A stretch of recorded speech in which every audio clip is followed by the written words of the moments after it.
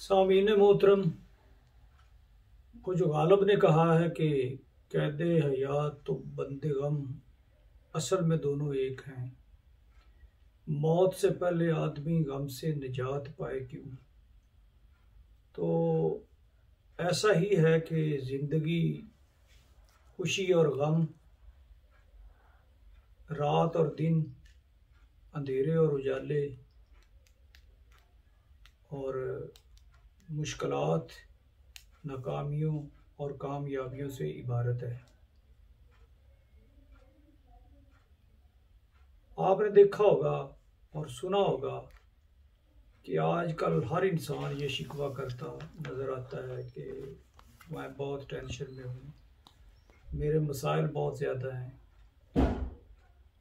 मैं मुश्किलात में घिरा हुआ हूँ, मुझे दोस्त जो है वो अच्छे नहीं मिले, रिश्तेदार जो हैं वो मेरे साथ सही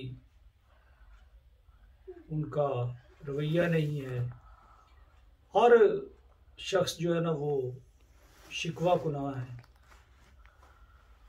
तो जबकि हकीकत ये है कि ये अज़ल से अबद तक ऐसा ही है और इसमें हर इंसान की सोच और अमल का काफ़ी दखल है। जब आप इस तरह से सोचते हैं, किसी से ओवर एक्सपेक्टेशंस तवक्कुआत वाबस्ता कर लेते हैं, आप चीज़ों के जो तारीख पहलू हैं उन पे ज़्यादा फोकस करते हैं, आप वो आधा गिलास जो खाली है वो वाला तर्ज अमल अपना लेते हैं। आपकी सोच का जाविया जो है वो नेगेटिविटी को ज़्यादा फोकस करने लग जाता है। तो फिर ये डिप्रेशन, ये टेंशन, ये वरीज आपका घेराव कर लेती हैं और यूँ समझ लें कि आप उनके लिए एक आसान शिकार बन जाते हैं। वैसे तो वरीज के बारे में कहा जाता है कि worries are like birds, let them fly over your heads, not to let them sit and make nests in your heads. तो जब आप उनको परेशानियों को और तफक्कुरात को अपने सर पे बैठने देते हैं, फिर आपके वो सरों पे घोंसले बनाती हैं, फिर उसमें अंडे देती हैं, फिर वो इंसान जो है वो हर वक्त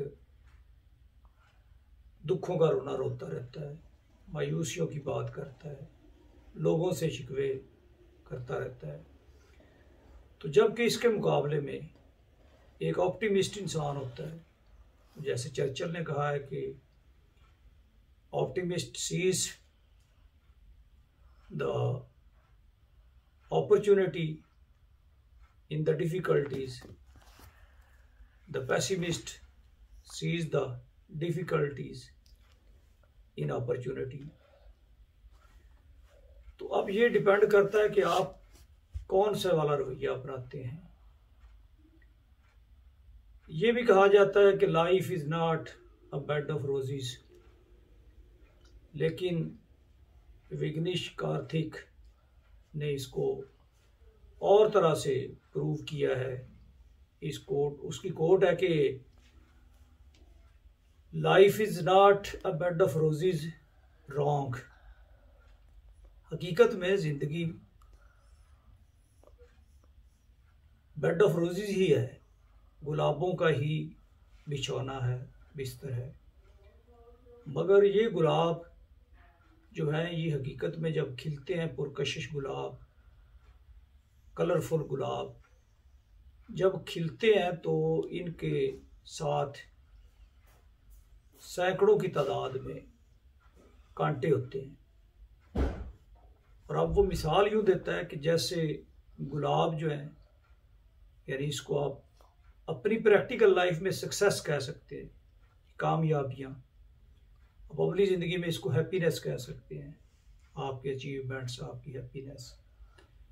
तो ये भी नहीं ब्लॉसम या खिलती जब तक कि इनके साथ भी हार्डशिप्स के कांटे ना हों। तो ये चीज़ प्रूव्ड है कि ज़िंदगी दुख और सुख का इम्तजाज है, खुशी और गम का इम्तजाज है। अब ये भी अक्सर आपने सुना है कि गम जो होता है ये ज़्यादा है ज़िंदगी में, इसकी कुछ परसेंटेज या बहुत तवील है, और खुशी कम आती है। थॉमस हार्डी ने भी इस चीज़ को कहा है कि happiness was but the occasional episode in the drama of pain, एक एपिसोड के तौर पे आती है। कुछ ये भी है कि खुशी कम होती है, कुछ ये भी है कि हमें खुशी का अरसा जो है वो कम लगता है। कि जब हम अच्छे वक्त में होते हैं, इक़्तिदार में होते हैं, हमारे पास वसाइल होते हैं, हम लाइफ को एंजॉय करने की पोजीशन में होते हैं, सेहत हमारी अच्छी होती है, कामयाबियां हमारे साथ होती हैं, तो ऐसे जो लम्हात होते हैं ना, या ऐसे जो दिन हैं, या ऐसे जो ज़माने हैं, वो गुज़रते हुए पता ही नहीं चलता। और दूसरी तरफ जब गम आता है, जब मायूसी आती है, जब आपको परेशानियां घेरती हैं, जब डिफ़िकल्टी या हार्डशिप्स आप पे वारद होती हैं, तो फिर वो वक्त जो है ना वो स्लो हो जाता है। यानी वो घड़ियां जो है वो भी महीनों पे मुय्यत हो जाती हैं। हज़रत मानी के बकौल कि महीने जो है वो अगर वसल के हों तो वो घड़ियों की सूरत उड़ते जाते हैं, मगर घड़ियां जुदाई की गुजरती हैं महीनों में। तो अब हमें करना क्या है कि हमें इसमें से वही चर्चर वाला ऑप्टिमिज्म और वही वरीज वाला कि सर पे बैठने नहीं देना, और या फिर ये कि जब आप किसी वर्किंग प्लेस पे किसी भी जगह पे जाते हैं तो आप वो एक पोटली जो अपनी परेशानियों की है उसको रख दिया करें उतार के, और जिस काम में आप लगे हैं उसको टेंशन फ्री होकर करें। तो ये दुनिया जो है इसमें खुश वही इंसान रह सकता है जो खुशी के साथ जीना सीख लेता है।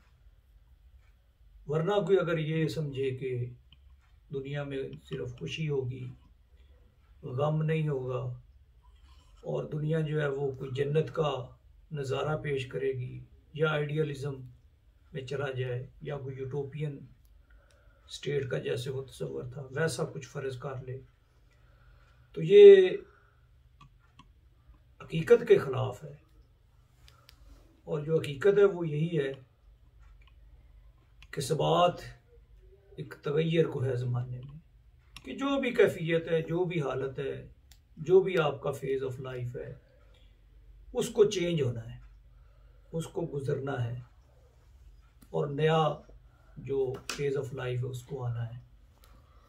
वो जैसे मिल्टन के बकौल के never be without hope for the crystal rain falls from black clouds. और इस्लाम में भी है।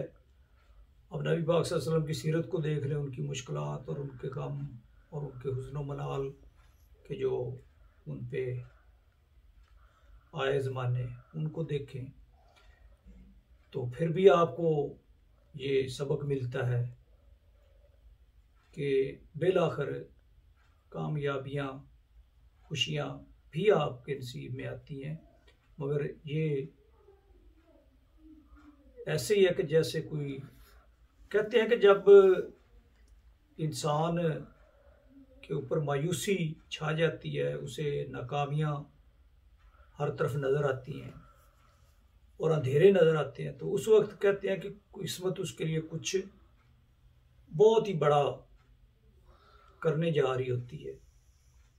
और ऐसा ही होता है कि जब वो उस मायूसी के फेज से निकलता है, तो जैसे कहते हैं ना कि एक दफ़ा जब स्टेज पे कोई परफॉर्मेंस के लिए आता है तो लाइट्स ऑफ हो जाती हैं और फिर यकदम वो रोशनियाँ चकाचौंध की तरह हर तरफ उनकी चकाचौंध होती है और वो जगमगा उठता है स्टेज भी और जो देखने वाले उनकी नज़रें भी चीरा हो जाती हैं।